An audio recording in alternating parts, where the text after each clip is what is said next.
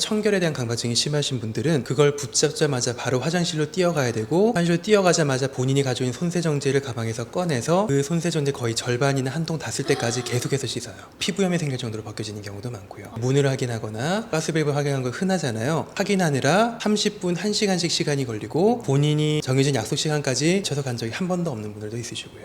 강박증적인 성향과 병을 가르는 기준은 이번 시간에는 강박증 관련해서 원장님께 좀 궁금한 걸 여쭤보려고 하는데요. 사람들이 뭔가에 집착하는 경향만 있으면 나 강박증인 것 같아, 이런 얘기를 좀 많이 하거든요. 네. 근데 실제로 강박증의 좀 정의는 무엇인지 궁금합니다.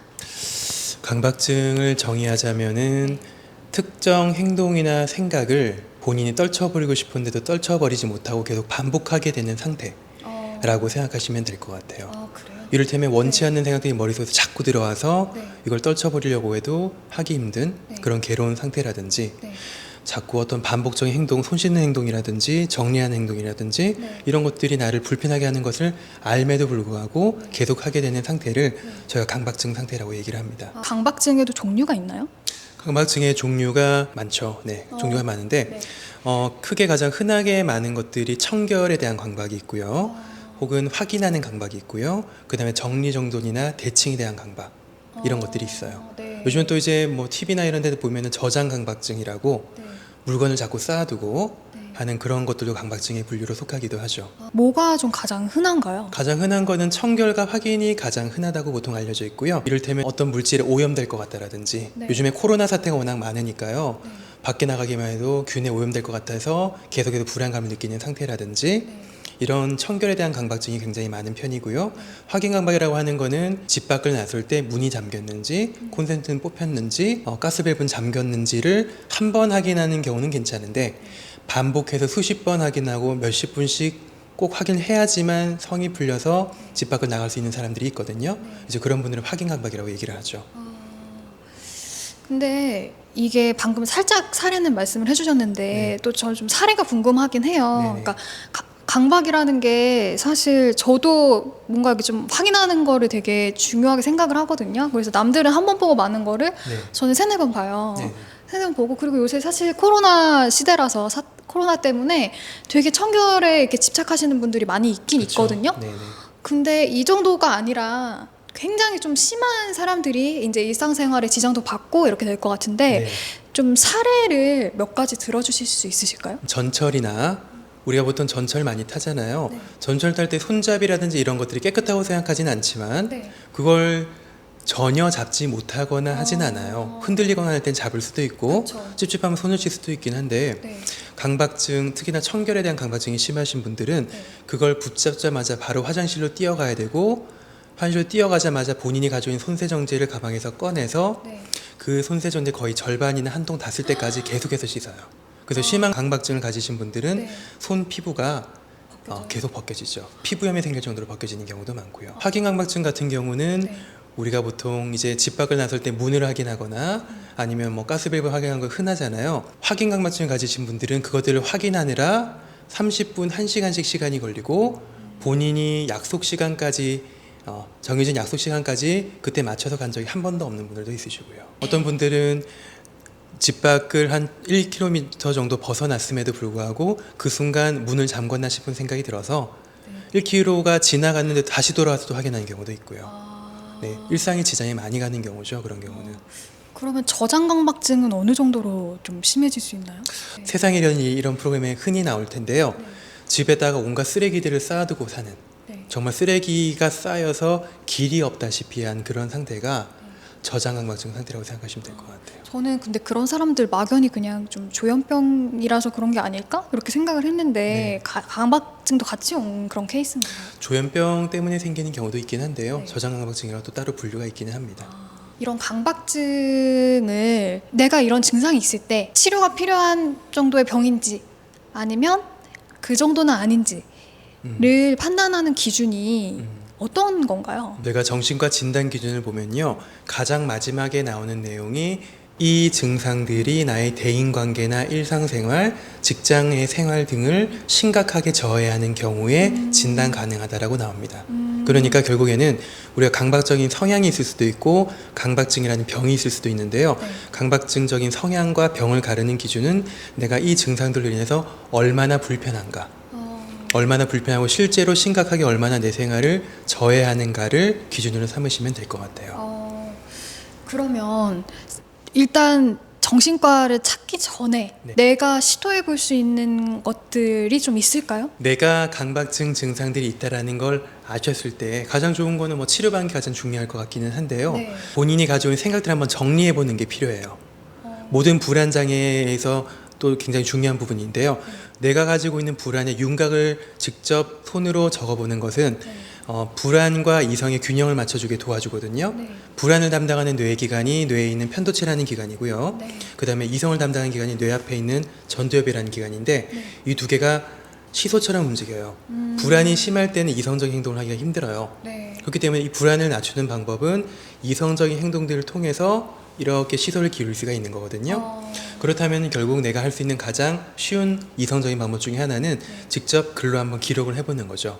내가 가지고 있는 생각들을 한번 글로 기록해보고 네. 즉 머릿속에 있는 생각들을 끄집어내서 거리를 두고 본다는 개념으로 네. 내가 가지고 있는 생각들을 한번 적어보고 내가 가지고 있는 불안의 윤곽을 한번 잡아보는 것이 앞으로 치료할 때도 도움이 될 것이고 또 내가 가지고 있는 진짜 두려워하는 것이 무엇인가에 대해서 한번 알아보는 데 있어서 도움이 될 것 같아요. 제가 불안장애라는 질환도 또 따로 병명이 있는 걸로 알고 있는데 네. 강박증도 거기 뭐 속하는 건가요? 네, 불안장애라는 것은 상위 카테고리라고 생각하시면 될 것 같아요. 불안장애 안에 우리가 흔히 알고 있는 공황장애라든지 범불안장애, 공포증 같은 것들이 속해 있고요. 네. 원래는 분류를 할 때 강박장애도 불안장애 안에 속해 있었어요. 네. 근데 요즘에는 조금 카테고리가 변하면서 강박 스펙트럼이라고 따로 이제 나와 있긴 한데 어쨌든 강박증 자체는 불안을 심하게 일으키는 증상인 건 맞아요. 내가 손을 너무 자주 씻어서 좀 불편해요. 네. 이런 사람들은 이걸 좀 줄이기 위해서 어떤 노력을 할 수 있어요? 본인이 가지고 있는 근원적인 어떤 두려움의 원천을 생각해 보는 게 필요할 것 같아요. 원천이라고 하는 거는 손을 왜 씻냐라고 물었을 때 손이 더러우니까라고 답을 하기 쉽거든요. 네. 거기서 그치지 않고 손이 더러운 것이 뭐가 문제가 되는가, 어떤 일이 벌어질 것 같은가를 자신에게 질문해 본다면 네. 더러운 손이 병균이 다른 사람에게 뭐 옮아서 병을 일으킬 것이다라든지 아니면 손에 있는 병균이 내 몸으로 퍼져서 나에게 끔찍하게 큰 병을 일으킬 것 같다 네. 라는 생각들이 나에게 좀 들어오기 쉽거든요. 이제 그런 생각들을 끄집어내서 한번 들여다보는 거죠. 내 손에 묻어있는 병균이 나에게 병을 일으킬 것이다. 물론 일어날 가능성이 있기는 하지만 그게 꼭 100% 반드시 일어나는 건 아니거든요. 극히 드물죠. 그렇죠. 대부분 많은 사람들은 크게 걱정하지 않고 살아간단 말이에요. 이제 그런 생각들의 합리성을 따져보는 게 필요할 것 같아요.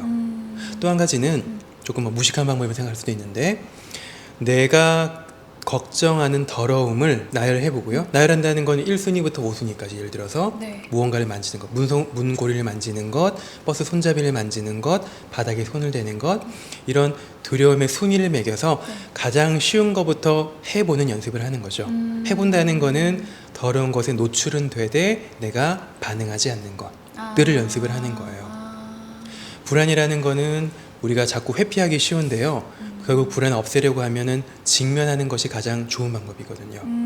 그 불안에 직면해서 계속 노출하게 된다면 불안의 수위가 낮아지게 되고 이것은 내가 절대 못하는 것이었다가 점점 해석이 바뀌게 되죠. 그래도 할 만한 것, 내가 이걸 해도 큰 문제가 일어나지 않는 것, 견딜만 한 것으로 바뀌게 되는 거죠. 그렇게 1번부터 5번까지 적었는데도 네. 하나도 실천 못하겠으면 진짜 병원을 찾아야겠네요. 그렇죠. 네. 네. 1순위부터 5순위까지 하나도 내 힘으로 하기 힘들다는 생각이 드시면요. 약물 치료나 상담 치료를 함께 동반하는 것이 네. 좀 더 효율적인 방법이라고 생각을 합니다. 강박증으로 병원을 찾았을 때 약물 치료는 어떤 약이 좀 쓰이나요? 저희가 보통 흔히 우울증 약이라고 얘기를 하는 SSRI라는 약을 많이 쓰는데요. SSRI는 선택적 세로토닌 재흡수 억제제라는 영어의 약어인데요. 그런 우울증 약이 우리가 흔히 얘기하는 강박증을 만들어내는 뇌의 회로에 많은 효과가 있다라는 연구가 굉장히 많이 있었어요. 그래서 강박증에서 가장 흔하게 사용하는 것이 바로 우울증 약. 네. 우울증 치료제로 사용하는 SSRI라는 약을 가장 많이 사용을 하고요. 네.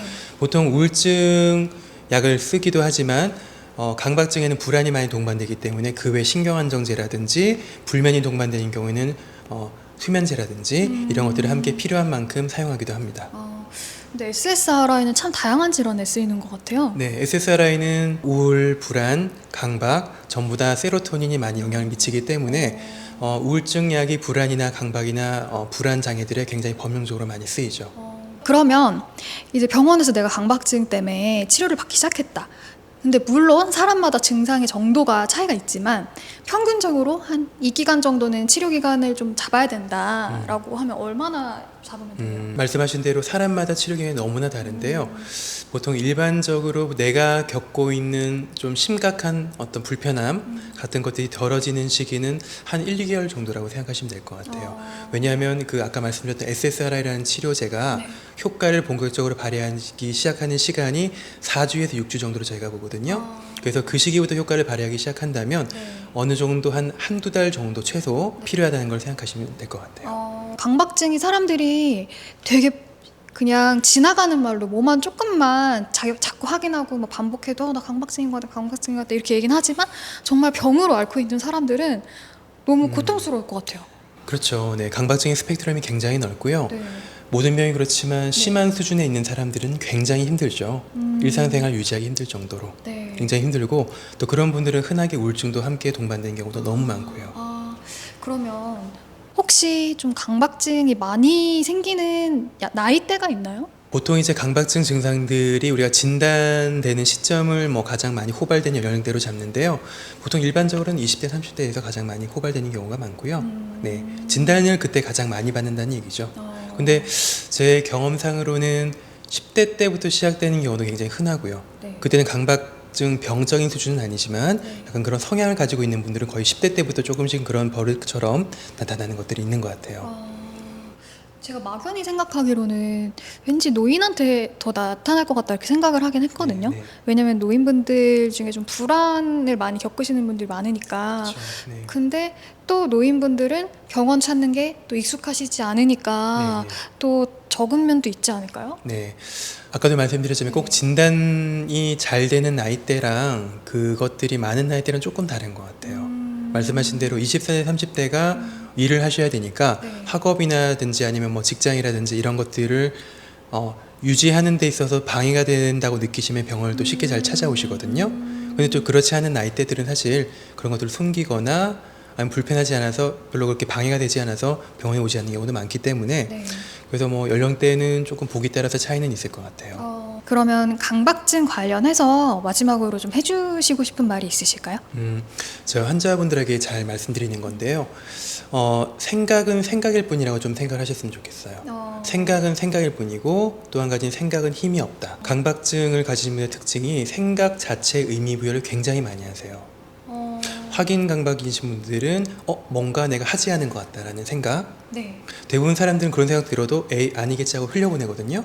네. 근데 강박증이신 분들은 그걸 붙잡아 버린단 말이에요. 생각의 의미를 너무 많이 한 나머지 마치 그 생각이 진짜 진실이고 중요한 생각처럼 받아들이는 경우가 많거든요. 네. 하지만 생각은 힘이 없죠. 그건 어떤 뜻이죠?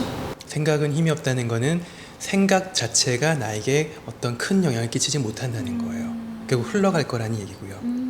그래서 생각은 생각일 뿐이고 생각은 힘이 없다라는 생각으로 조금은 아까 말씀드린 것처럼 생각과 불안을 조금 떨어뜨려서 객체화시켜서 결국 지나갈 거니까 나는 내 일에 집중하겠다라는 마인드로 좀 받아들이시는 게 도움이 많이 될 것 같아요. 생각은 힘이 없다라는 문구가 확 와닿는데 저도 생각이 되게 많은 편이거든요. 네. 근데 이 말을 떠올리면은 도움이 많이 될 것 같아요. 네. 네.